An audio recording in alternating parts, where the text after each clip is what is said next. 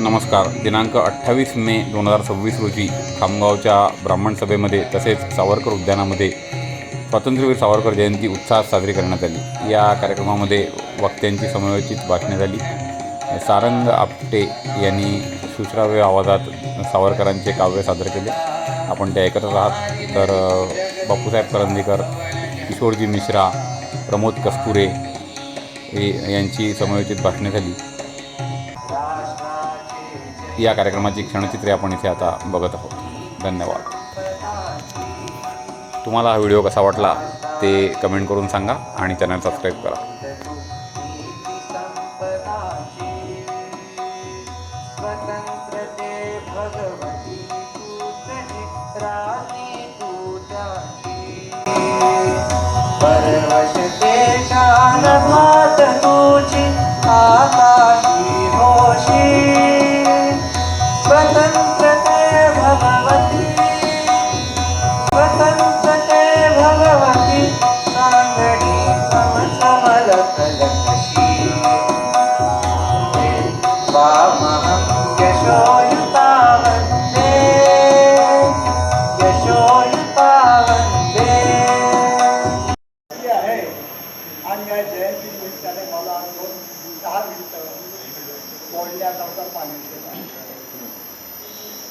स्वातंत्र्य सावरकर दग्धस्त यज्ञकुंड आहे.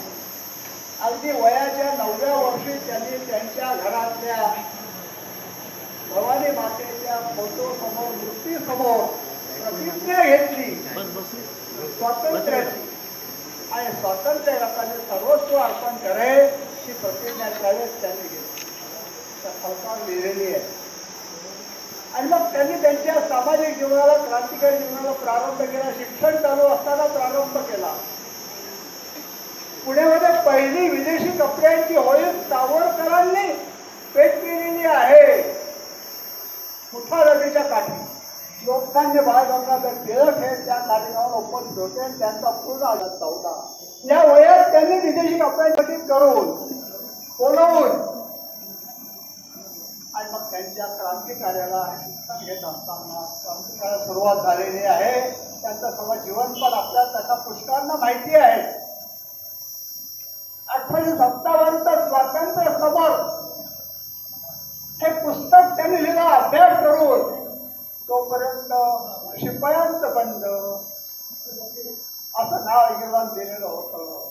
पण त्यांनी सांगितलं की हे स्वातंत्र्य युद्ध आहे, स्वातंत्र्य समर आहे, स्वातंत्र्याकरता संघर्ष झालेला आहे. ते त्यांनी ठळकपणे मांडलं. आणि इंग्लंडमध्ये शिकायला गेले असताना भारतात अनेक गोष्टी 10-12 मुद्दे भारतातले पहिले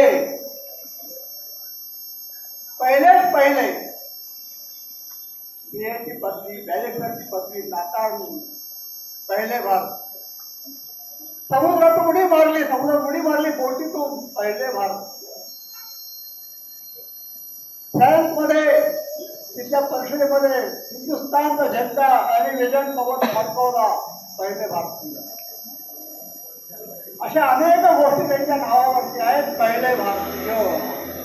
इस सावरकर जी की विचारधारा को सुनने के लिए यहाँ इतनी बड़ी संख्या में आयोजित हुए, क्योंकि आज आपने देखा होगा कि सावरकर जी के बारे में जो कुछ बातें होती है, लेकिन लोगों को उनका सच्चा जो त्याग है वो पता ही नहीं है. भारतामध्ये असे काही राज्य आहे, असे काही जिल्हे आहे की ज्या जिल्ह्यांमध्ये हिंदू हा अल्पसंख्याक होत आहे. त्यावेळेलाही होता. मग असं का घडत आलं याचा पण विचार केला पाहिजे, असं सावरकरांचं मत होतं. स्वातंत्र्यवीर सावरकर म्हणतात की काही आमच्यामध्ये दोष आहे, आमच्या धर्मामध्ये आम्ही एकमेकाबद्दल आमचं मत चांगलं नाही आहे. एक राजा दुसऱ्या राज्याला जर संकट आलं तो त्याच्याकडे धावून जात नव्हता. आमच्यामध्ये जातीभेद आहे, हे सर्व जर दूर केले तर आम्ही संघटित होऊ. आणि संघटित जर झालो तर आमच्याकडे कोणाची पाहण्याची दृष्टी निर्माण होणार नाही. इथे एक सांगावंसं वाटते की हे जे उद्यान आपण इथे या उद्यानामध्ये आहे, याला स्वातंत्र्यवीर सावरकर उद्यान हेच नाव आहे. आणि गेल्या 10-12 वर्षापासून आपल्यामध्ये उपस्थित असलेले आदरणीय बापूसाहेब करंदीकर हे खामगावला स्वातंत्र्यवीर सावरकर स्मारक व्हावं म्हणून मागणी रेटून आहेत. या संदर्भातला आज एक लेखही सुद्धा मी लिहिलेला आहे. भाऊसाहेब फुंडकरांना ते भेटले होते आणि तेव्हापासून त्यांनी ही मागणी लावून धरलेली आहे. त्या अनुषंगानेच या उद्यानाला सावरकर उद्यान हे नाव प्राप्त झालेलं आहे. एखादा बोर्ड या साईडने जरी असला, कारण की इकडून हम रस्ता आहे, मुख्य रस्ता आहे, इकडनं जरी हा बोर्ड असला तरी अजून चांगलं होईल, जेणेकरून येणाऱ्या जाणाऱ्या लोकांना तो दिसेल. तर हे सावरकर स्मारकाची जी मागणी आहे याला जनपाठिंबा मिळावा. खामगावात एवढे इथे आत्ताच बाळासाहेबांनी सांगितलं की श्रोतू वर्ग फार मोठ्या प्रमाणामध्ये मिळतो. तर ही जनसामान्यामधूनही मागणी पुढे रेटली गेली पाहिजे. एकेका व्यक्तीला असं वाटलं पाहिजे की सावरकरांचं स्मारक इथे झालं पाहिजे. त्या स्मारकासोबतच इथे ग्रंथसंपदा त्यांची असली पाहिजे. त्यांचे त्यांचे जे जीवनामध्ये रोमहर्षक प्रसंग आहे, अनेक प्रसंग आहे, त्या प्रसंगाच्या चित्रांचं एखादं दालन असलं पाहिजे, अशी मागणी आपल्या सगळ्याच खामगावकरांनी पुढे रेटून धरायला हवे. इथे राजकीय क्षेत्रातले काही लोक आहे, यांनीही या मागणीचा एक त्यांनी पाठपुरावा करावा अशी मी त्यांना विनंती करतो. इथे वक्त्यांनी बरंच सांगितलं. किशोरजी मिश्रा यांनी म्हटलं की सावरकरांबद्दल सांगण्यासारखं खूप काही आहे. तर मी इथे एक दोन गोष्टी सांगतो. सब धरती कागज करू लेखणी सब बन राय, सात समुद्र की मसी करू गुरुगुण लिखाण जाय, हे जे कबीरांनी म्हटलेलं आहे तसंच हे सावरकरांना तंतोतंत लागू पडते की सातही समुद्राची शाही केली, सगळ्या वृक्षांच्या लेखण्या केल्या, पूर्ण धरतीचा कागद केला तरी सावरकरांची महिमा काही पूर्ण होणार नाही. एवढी त्यांची महिमा आहे. आणि त्यांच्या अष्टपैलू व्यक्तिमत्वाचं इथे सगळ्याच वक्त्यांनी सांगितलं. तर त्यांचा एक अजून पैलू त्यांच्या व्यक्तिमत्वाचा होता, तो म्हणजे बिकट परिस्थितीमध्ये सुद्धा त्यांनी पॉझिटिव्ह बनवली. तर त्यामध्ये एक असं सांगता येईल की अंदमानामध्ये ते उर्दू शिकले, त्यांनी गझला लिहिल्या आणि त्या गझलामध्ये एक शेर त्या गझलमधला मी इथे सांगतो. ते म्हणतात की अगर भारत की सेवा में सर भी जाए मेरा तो मेरा मरना नहीं हयाते जाविंद होगा. म्हणजे भारत माते तुझ्या सेवेसाठी जर माझं शीश जरी कटलं, मी शीश जरी अर्पण केलं, हयाते जाविंद म्हणजे काय, तर मी अमर होऊन जाईल. तो धन्यवाद.